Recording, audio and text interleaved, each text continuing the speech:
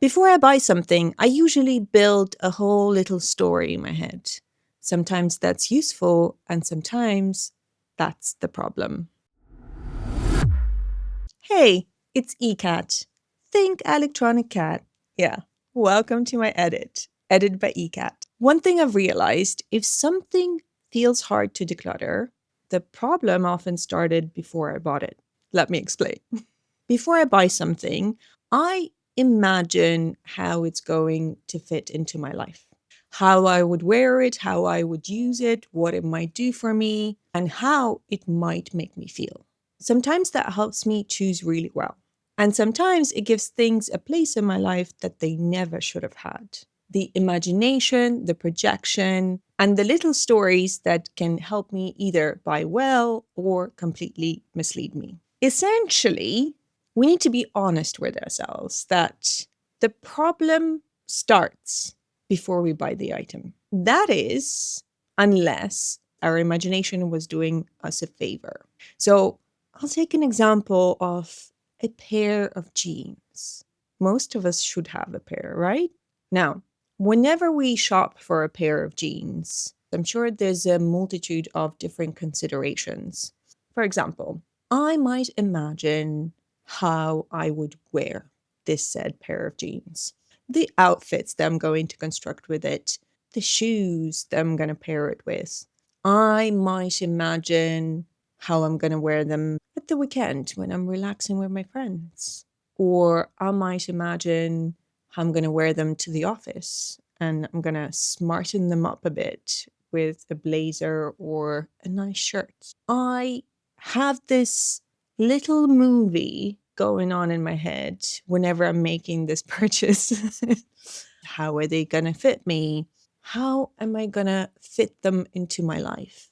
And if I like what I see, it's pretty much a given that I'm going to buy them. In those instances, it is super helpful because you've given it a conscious consideration.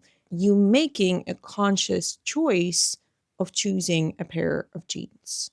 Now, unless they're really fashion forward, in that case, that's a different story. So we do not buy objects.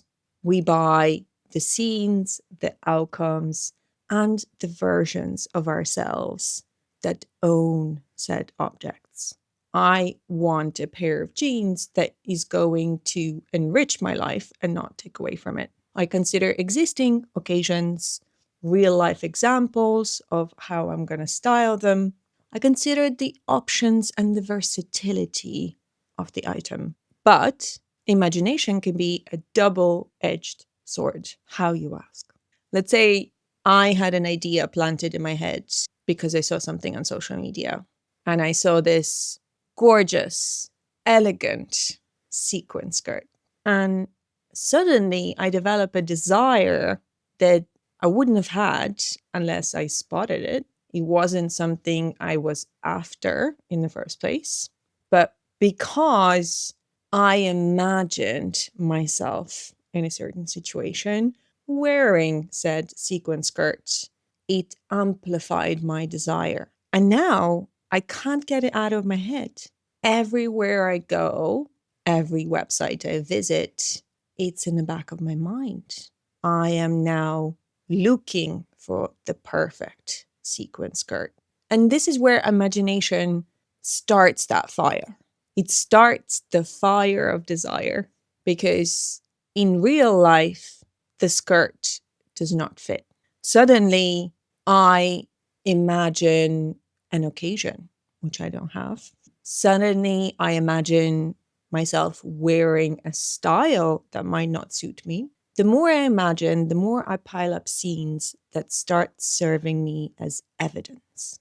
I am on my way to convincing myself that what I imagined is the correct outcome. Suddenly, I have all the necessary positive signs to fit the sequin skirt into my life when I didn't need it in the first place. And here comes the burden because I attached an occasion, an outfit, or perhaps a particular style to this skirt. I'm basically setting myself up for a disappointment. Don't get me wrong, it might work out or it might not. Another category that I've been thinking about is the desire for an outcome. Sometimes the items serve a purpose in order to help us achieve a desired outcome. Sometimes they become the enabler. Let's say I am after independence, competence, perhaps some bragging rights. I want to be the whiz with IKEA furniture. I need to have an electric screwdriver. I will be able to assemble anything by myself in minutes. It's such an essential tool for me. If people ask me if I assembled my couch by myself, I'll tell them it's the screwdriver, right?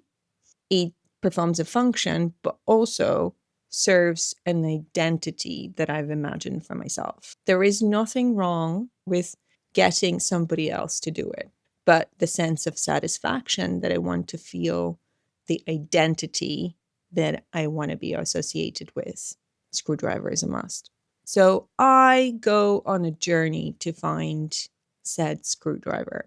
And here at this very step, we attach more reasons to keep the item because I now will be looking at the best screwdriver with the most functions, with the longest battery. It must have a well known brand. It becomes more expensive by the minute. I fall into the trap of tying myself to this said item when what I wanted is for it to enable me to be competent and satisfied. So I go off and I imagine myself with a tool that needs to do basic function, but I am now piling up the scenes, the identity, the outcomes. Because in my head, I not only do one thing with it, I do several. It suddenly becomes an integral part of my life.